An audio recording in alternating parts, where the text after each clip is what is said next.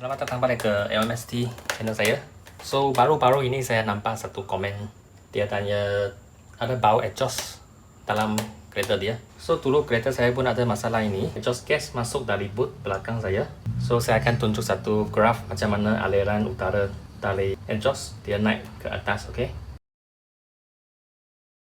So lepas nampak itu graf, jadi awak telah faham macam mana udara dia naik di sini dan masuk ke kabin kereta. So punca utama exhaust gas boleh masuk dari boot belakang adalah untuk saya.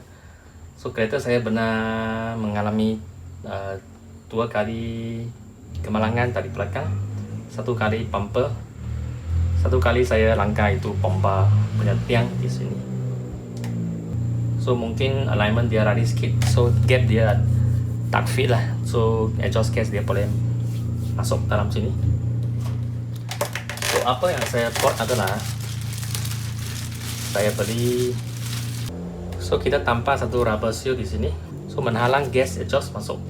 Okay, saya akan tunjuk. Ini boleh beli dari Shopee atau bisa DIY pun ada. Size kecil saja, tak payah besar. So anda boleh cuba tampar itu rubber seal sini. Tambah satu.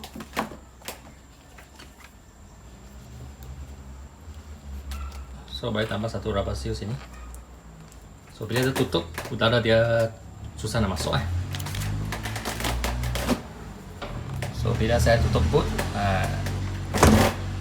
so dia sini akan block dia punya gap. Sebab kebanyakan exhaust gas dia masuk dari sini.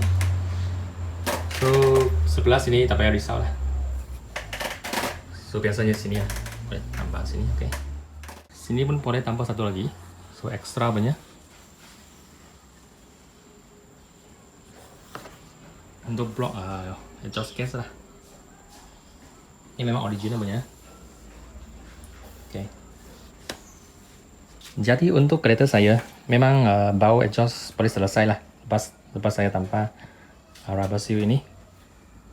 So kalau awak lepas pasang masih ada lagi masalah sama, ada gas exhaust, so mungkin dia ada leaking dari tempat lainnya, kena cek. So saya mencadang boleh bagi kedai exhaust lah untuk cek exhaust system, sebab kemungkinan exhaust gas mungkin leaking dari depan extractor, dia masuk dalam firewall, ataupun tapung bawah pun dia boleh masuk dari bawah. Kena cek itu exhaust lah. Lebih baik pergi kedai exhaust, cek full exhaust system lah.